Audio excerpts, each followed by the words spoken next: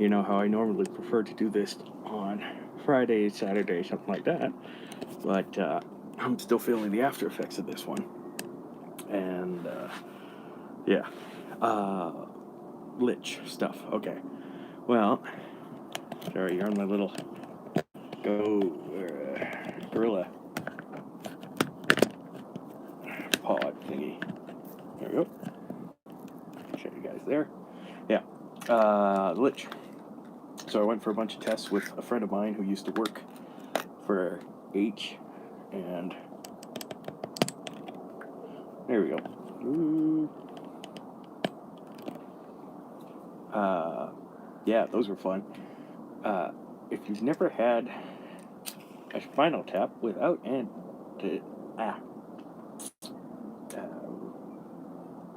what do they call it? Anesthetic.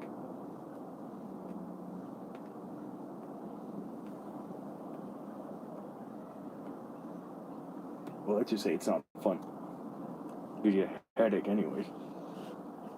But had a bunch of tests done, and then got a phone call, and I had to run up north. Not too far. Yeah. There we go. Not too far, just up to Whitecourt. And yeah, I'm still working on that job too, beyond the regular job that Nikki and I do.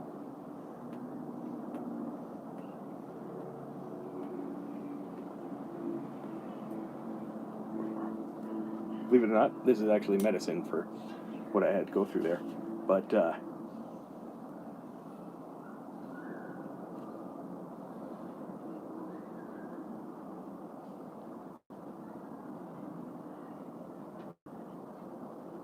better. But yeah, so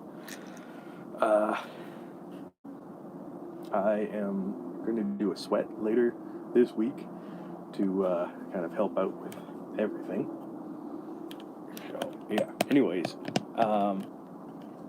sometimes the phone call comes in on my regular cell phone, right? Cell phone. Connection device, whatever you want to call it. Looks like a cell phone. Gets great reception everywhere, it doesn't matter.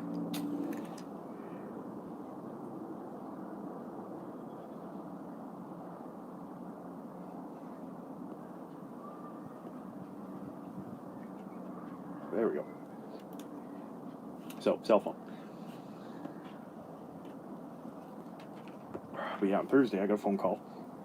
Well, I was getting tests done. Eventually, right towards the end, where the last thing was a freaking bone marrow biopsy without anesthetic, which is quite possibly one of the most painful things I've ever experienced. Yay! Anyways, got a phone call, and it was from a contact of mine up by Gift Lake, but he actually lives in Whitecourt. And he said that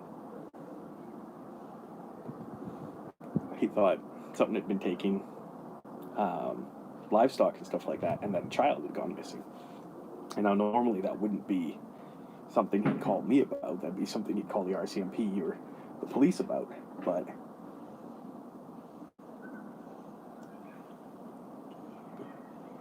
we got a nice big bumblebee near us. But because of what happened to the livestock, he thought it was something, that he should call me on. So what it was some sheep and cattle had been found, and they'd been torn open, and just the liver had been taken,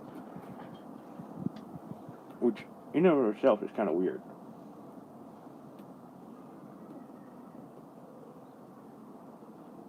I mean, liver's kind of like a sweetmeat. It's high in iron. It's good for you. You eat nothing but raw liver, though it rots your teeth. In fact, skinwalker witches used to be known as liver eaters and stuff like that because that was their preferred thing. But he figured this one wasn't necessarily a skinwalker because usually when they eat the liver, they also take the skin. So, it was a little odd for them to just eat the liver and not take the skin. So, anyways, he called me up and told me to get on out there. So I hopped in the car. I had to give back the truck at the end of the 10-year contract. So, but since the job's still ongoing, like I said, I got the sticker on my car. But yeah. I drove up to Whitecourt. I met him at the stores. Everything shut down there too, just like everywhere else. But I met him at the source out there, and I had him walk me through what had happened. He showed me a few pictures. He took me out to the farm just outside Whitecourt that this happened at. And it happened over like the course of 3 or 4 days. So I took a look at the animals, and yeah, only their liver had been eaten. But the thing was, right where the liver was on the inside was way more rotten than you thought it should be. Like, okay, as an animal decomposes, it rots. It converts into methane and other putrid gases. They used to call it the plutonic ethers. Or at least the Romans did. Smoking fast and talking fast because I kind of want to get this one out. Because, yeah. Anyways, but 3 days, 1 day, 2 days, and then 3 days worth of rot, that's actually noticeable. After 1 day, the meat starts to smell a little off, but you don't really get nasty rot until about 4 or 5 days after the animal's dead, depending on the heat and everything. Now, we've had warm days, but it's been cold on the weekend for some reason. It's like Mother Nature's been messing with us. But it had rained, and it was cold Tuesday, Wednesday, and Thursday night. So, down to about 4 degrees. So it wasn't like the meat was going to rot really quickly. But right around where it had been ripped open, and you could see that the flesh had actually been torn. It hadn't been cut. It had actually been torn. And it, like, obviously know what bear claw wounds look like. But yeah, we had, like, punctures. Kind of like, it looked like something had just ripped its hands in and tore it apart. But nothing other than the direct puncture and then the ripping. So we tried to figure out what the fuck could have done that. Now, I actually do have, ironically enough, reference material that you can pick up at, like, dollar stores and tourist spots and shit like that. But just like in MIB, okay, so Strange Events by Jonathan Burton and Monster Spotter's Guide to North America by Scott Francis. These are actually, believe it or not, surprisingly handy. Because there's some things that transcend location. For instance, if there's something like in this case, which is maybe Inuit or Algonquin, but it's showing up here, which is mostly Cree and Blackfoot territory, you can kind of track it by what it was. And anyways, it was actually, this one was kind of handy, because it told me a story back on October 6, 1821, and it tells about the disappearance of 3 voyagers from the Franklin Copper Mine expedition in the Northwest Territories. So, and then this one actually ended up telling me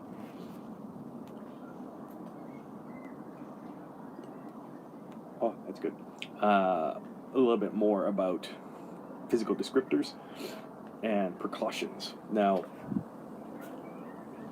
as with everything that isn't officially handed down to me,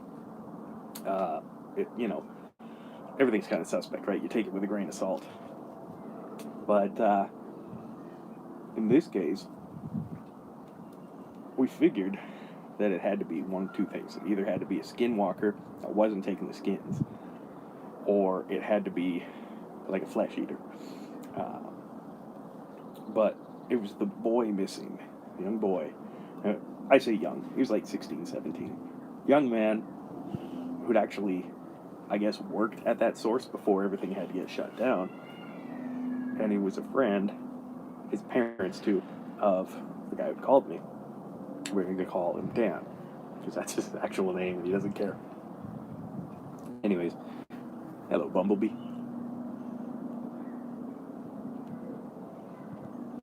And believe me, there's a reason why I'm smoking this hot today. And it's cold as fuck, but I'm not shivering. Anyways, Dan, he had decided that one of the things we would try to do would be to figure out what was going on. And so, before he had called me, he had tried a spirit quest, and it hadn't quite worked. Now, Dan's not an elder, but he is kind of like a spiritual healer. He's a pretty decent guy, and he's probably going to watch this and go like, I'm not that good. Makes a hell of a cup of coffee, by the way. Warm me up in the coldest goddamn nights. Hello, Raven. Actually, it's a crow.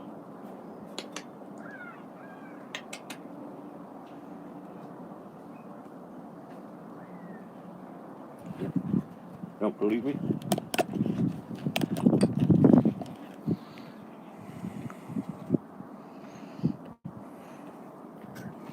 No, you can come over here and get your peanut.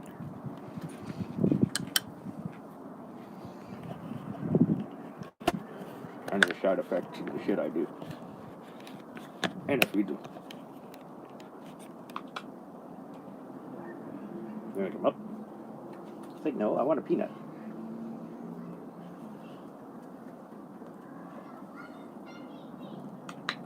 There's peanuts in there. Anyways, yeah, that's just kind of the side effect of what's been happening. Yes, he who talks to birds. Anyways, the vision quest hadn't quite worked out. What he said was he had a vision, but he was talking with Wasake Chak. And that's kind of like a Wasake Chak is like the first person kind of thing. Some people know him as, well, okay. Why do I believe him that he actually talked to Wasake Jack? Because I myself have actually met sort of like an avatar in my own vision quest of Whiskey Jack, and Wasake Jack and Whiskey Jack are they're kind of like the same, but different aspects of the same. Sorry, didn't mean to whack that. So, let me put it this way. American Gods kind of gets it right. Where, what you believe makes what's there. But yeah, anyways, when you talk to Wasake Chak, he said that the thing had been around since before even him. So, but not telling us what the thing was. Anyways, going through these and realizing things and actually staking out where the boy was last seen, you could smell cold rot. If you've ever had steak go really bad in the freezer and it's got that freezer burn smell, it kind of smelled like that. And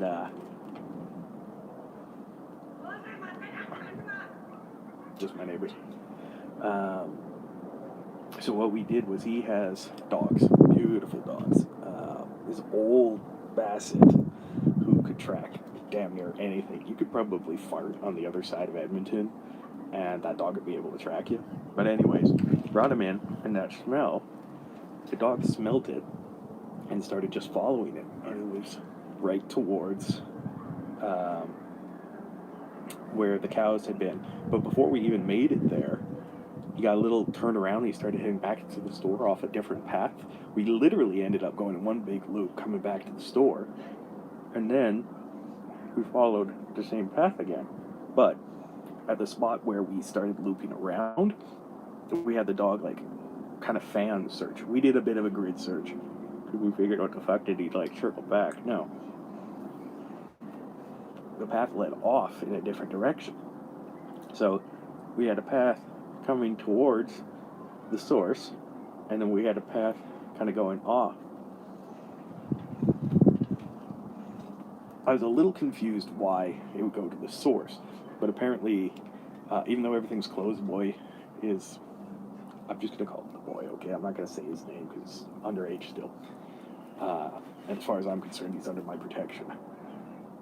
He was still supposed to go in and check the inventory because the manager doesn't live in town, and he's sort of like almost like assistant manager. Even though there's like 62 people work at the store, seriously. So he was going in to check the inventory, and then that's when he disappeared. So we'd already checked the security footage. There was nothing, literally nothing. Kid like left the store and then just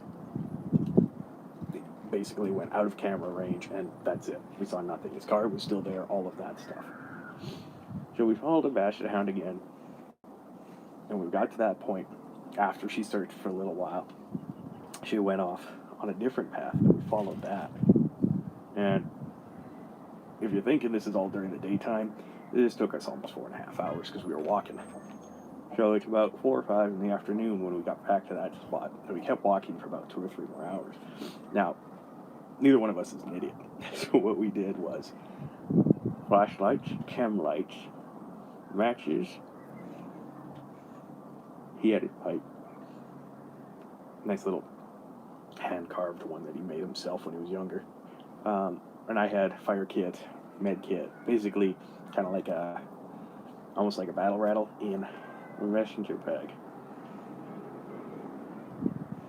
which actually has a knife on it. And I had an axe with me. An actual, you've seen it, it's a CBD creature. Because you never know. Anyways, we ended up walking dark into the night. It was the night of the full moon. You'll remember that. So we're kind of approaching the woods, and the moon is out. We get into the woods, we can't see the moon. So we pull out one of the chem sticks, break it, and we stick it to a tree. You always carry some cheap-ass 10-penny nails in a kit. It's really handy because you can just hang it into stuff, or you can make traps or whatever, just signal, it's easy shit. So we got that lit up, and every about 10 feet we'd go in, we'd light up a tree. But it felt dark in there. We'd get about 30 feet from our last chem light, and we couldn't see it anymore. And it wasn't because the trees were occluding or anything like that. We just couldn't see it. Now, smell is a big thing for people, right? You smell something, you remember it. Even more so for dogs. That dog got about 100, 150 meters into this place, and it just started smelling everything, but you could tell it was getting agitated. The ruff on the back of its neck would go up. It started kind of growling. At the same time, it would yelp. It was getting freaked out. So I told Dan to stay where he was, and if he felt uncomfortable or if they needed to leave, head back the way we came and call 911, get the RCMP. At the very least, some sort of physical backup. A distraction at the very least is handy. But, yeah. I walked in, and I probably walked another sort of 50 meters, just in a straight line, using the chem lights behind us to kind of give me a bearing. And I walked forward, and there was an old cabin in there, a shack. It was like a one-bedroom cabin, where it had a wood stove and everything. And there was actually smoke coming out of the wood stove. Now, half the cabin had kind of slumped, and it really didn't look like the place you wanted to spend the night in unless you absolutely had to. But the cabin had a stove, and the stove was burning. And I could see some light coming from the inside, but at the same time,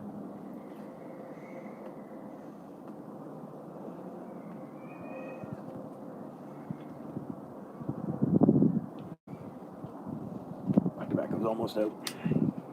At the same time, you could feel cold coming from it, like a darkness.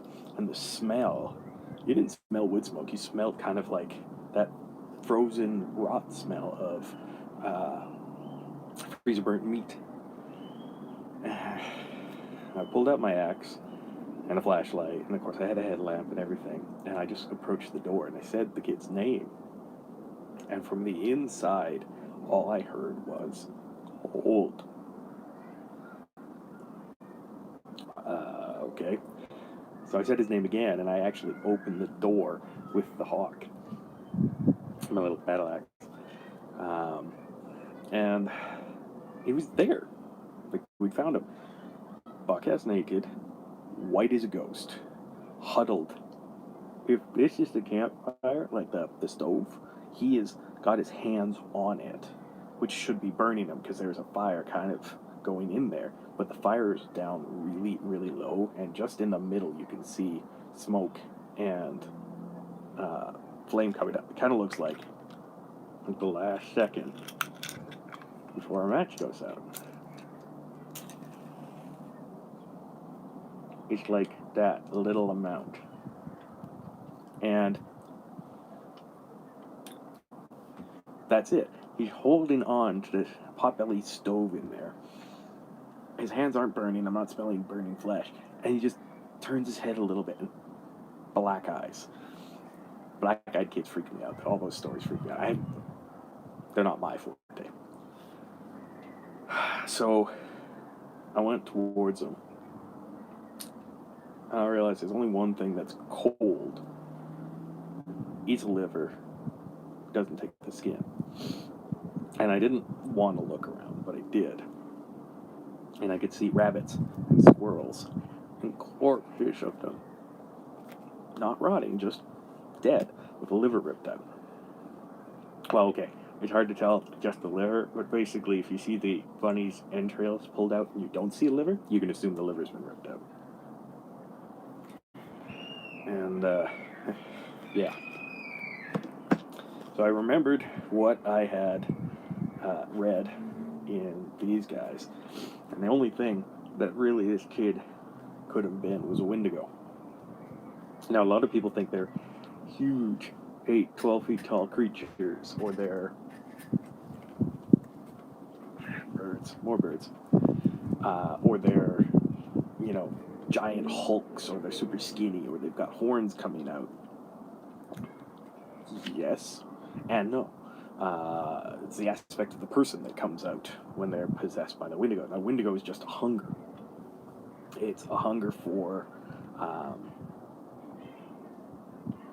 fire, basically heat. But the meat it eats is the liver, which is sort of like the heat of the body, right? Like, it's what processes a lot of the poisons and stuff like that, along with the kidneys. But in ancient times, it was viewed really as kind of like the source of the body's warmth and the heat. It was like a little furnace. And normally, so they say that there's 2 ways to kill a Wendigo.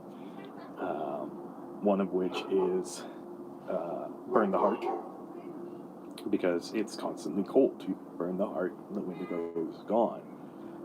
And the other is silver. A silver blade, or it's always recommended to hack them up with silver. But this was a boy. Like, he was innocent. He just happened to be possessed by this creature. And then beyond that, I also didn't have silver on me. And he was literally standing right next to fire, and it wasn't having any effect on him. So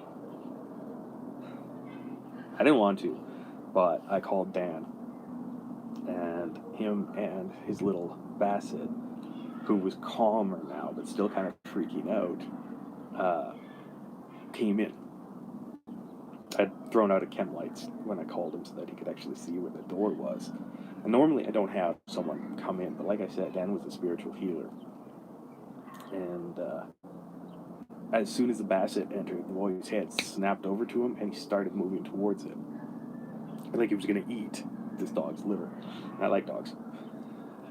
I'm not saying I wouldn't have protected a person or a cat or a bunny or anything like that the same way, but I just took a step forward and didn't think. And I got between the boy and the Basset.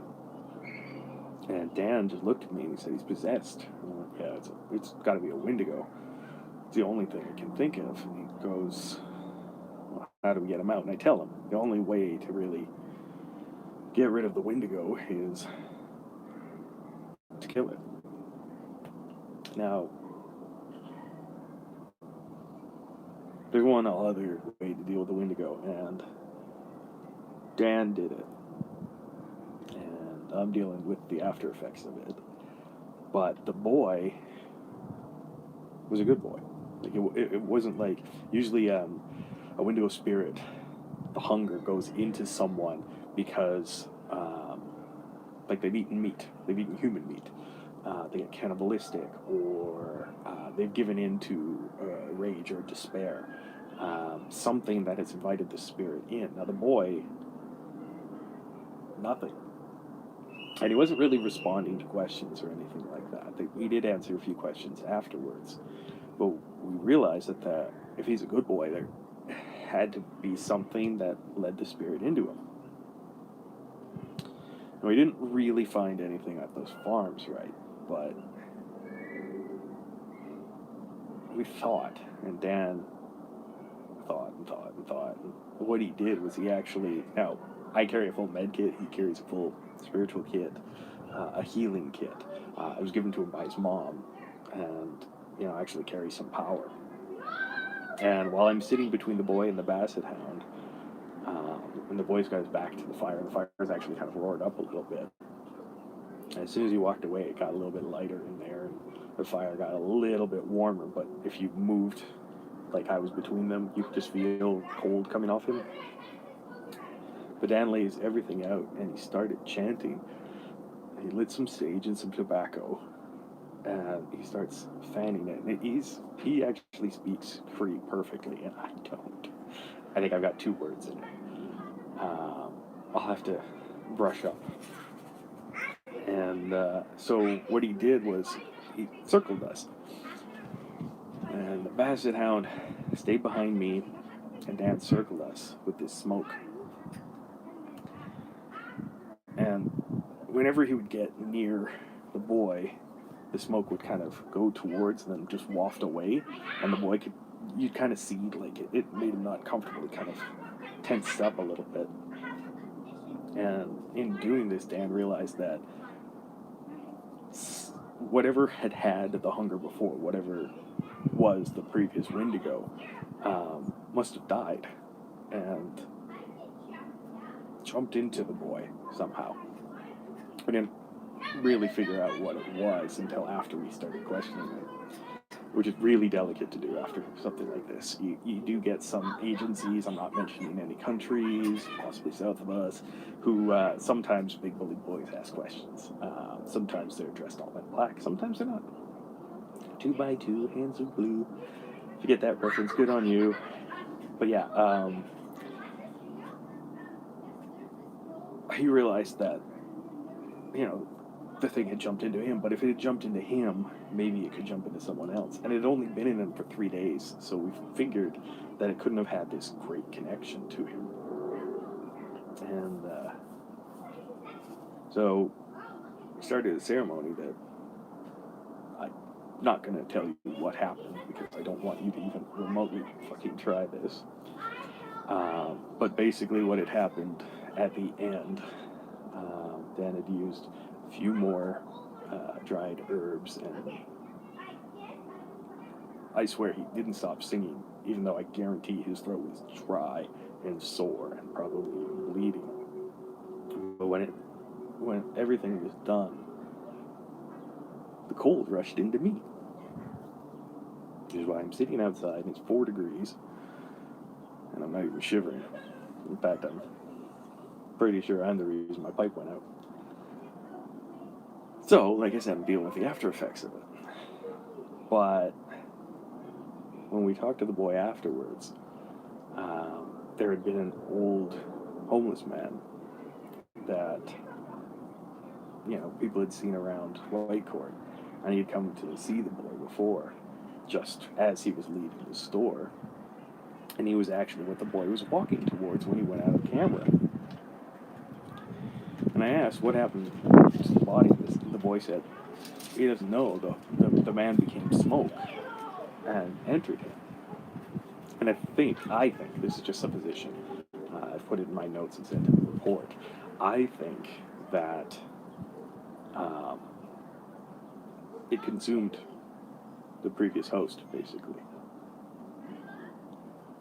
Now, what the fuck does that mean for me? Well, that's why I'm having a sweat later. We're hoping that because of my sort of unique nature, the fact that the animals happen to like me, and the fact that zombies don't really affect me. Not a lot of the dead and undead really do, but um, we're hoping that that's kind of staving it off. I'm keeping warm. I'm ravenous, though. I'm absolutely ravenous. Not just for meat, though. I've been eating damn near nonstop. And when I'm done telling you guys the story, I'm going to go inside and just mow down. I think I'm going to make a steak because now I am hungry for meat because I've been mentioning it. And I'm salivating. Thankfully, people and animals don't look like food to me. Well, okay. Beef does, but that's because meat and pork and chicken. Did I just negate it? Whatever. Anyways, yeah, so we're going to have a sweat later this week. I'm going back up to, I'm actually going to St. Paul because there's an elder there who works at Blue Quills who is a friend of Dan's. And I've been out to Blue Quills a few times in the past for sweat and healing lodges just because of this stuff and because of some of the stuff that's happened in my personal life, obviously. You know, losing grandpa and dad and all the rest of that stuff. But we're going to go out there and we're going to see if we can't kind of put the genie, nasty ass genie. Maybe we'll call it a gin, except they're not all nasty. We're trying to put the genie back in a bottle for a little while. At the very least, try and seal the spirit. I was joking with them. I'm like, well, if I lose weight because I'm ravenous all the time, yeah, no, bad joke. But yeah, like I said, anyway, sometimes the dime store books and stuff like that are actually helpful for this kind of shit. But most helpful is actually Dan. So Dan, if you're watching, thank you. And yeah, but yeah, that's about it. No, normally I say go visit Whitecourt and stuff like that. But right now, obviously, with COVID and all of that stuff, there are obviously travel restrictions. In fact, coming back, I was stopped on the highway by RCMP just wondering what I was doing. So he wasn't read in, so I just said I was dropping off some supplies for a family member that was up there, and I usually have supplies in the car just in case, dried goods and stuff like that. Just in case my car breaks down or something like that, or I'm caught in the middle of nowhere doing something like this. But Whitecourt's actually kind of cool. Gift Lake, which is a Métis reserve, is also a nice place to visit. And Wendigo's not necessarily a zombie, but hey, Canada's great, except for the zombies. Watch out for the Wendigo. Hopefully we can put him back in his bottle for a little bit. But I don't think that's a good analogy. Well, we'll figure it out. So, thanks for listening to the story. I'm going to go inside and get some food into me because I'm ravenous. And